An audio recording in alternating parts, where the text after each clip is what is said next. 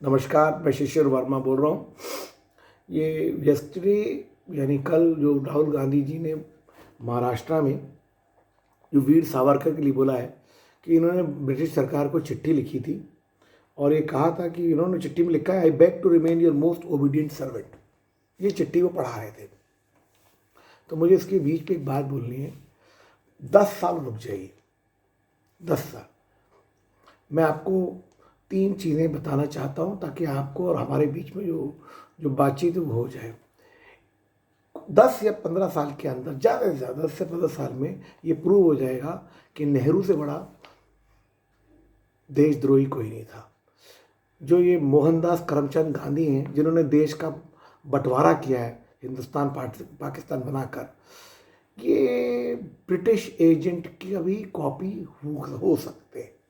ये अभी प्रूव नहीं हुआ है, लेकिन ये बातचीत धीरे धीरे करके होने लगी है कि एक इंसान साउथ अफ्रीका से आया था और सडनली लाइमलाइट में आ गया इंडिया में, सडनली लाइमलाइट में आ गया और उसको उस देश का राजनेता बना दिया गया। उसने कोई काम नहीं किया था इंडिया में, वो तो वहाँ से साउथ अफ्रीका से आया था और इंडिया में आते ही साथ उसको बहुत बनने लगा।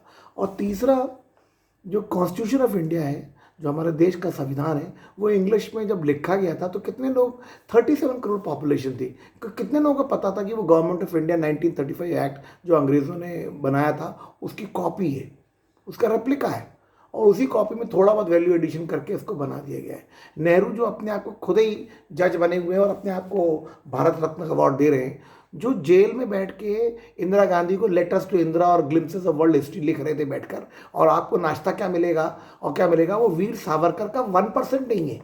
वो राहुल गांधी के पिताजी को भी नहीं समझ में आता होगा कि 10 साल जो वीर सावरकर ने जो वहाँ पर अंडमान निकोबार जेल में बिताए थे, और वो भी रिगरस इम्प्रिजनमेंट, जिसमें कोल्हू की बैल की तरह काम करना पड़ता था, उस इंसान ने अपने हाथ से पूरी जेल की दीवारों में पोइट्रीज लिखी ताकि उनको याद कर सके और उसको बाहर आके लेके कर सके।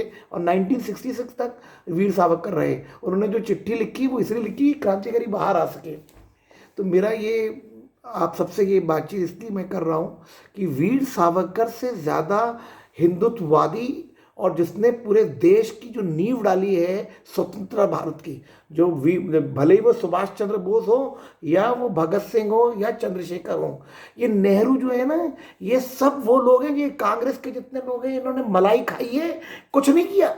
गए जेल में जाके आराम कर रहे हैं बैठ के, अंग्रेजी पेपर आ रहा है और वहाँ पर नाश्ता आ रहा है, और जेल में बैठे हुए हैं, बड़ा सोच रहे हैं बैठ के। उन्होंने कोई यातनाएं तो ना देखी है, और ये बैठ के देश के रहने, यानी जिस इंसान ने, चंद्रशेखर आज़ाद ने जिसने जान दी, जो भगत सिंह ने जिसने जान दी, राजगुरु जिसने जान दी, वो तो मारे गए और उनके परिवार भी मारे गए। और जो जितने गद्दार थे, जिन्होंने कभी देश के लिए कोई काम नहीं किया, वो आज बैठ के राजनेता बन गए और अपने आप को भारत रत्न दिया हुआ है, और उनके परिवार आज तक चले आ रहे हैं। देखिए, ये धीरे धीरे प्रूव करना ज़रूरी है कि इस देश में पहली बार एक मोदी ऐसा राजभक्त या राष्ट्रभक्त आया है जिसने देश के अंदर भला किया हुआ है। मेरा आपसे बहुत बड़ी प्रार्थना रहेगी कि वीर सावरकर को अलग से समझा जाए। बहुत बहुत धन्यवाद आपका। नमस्कार।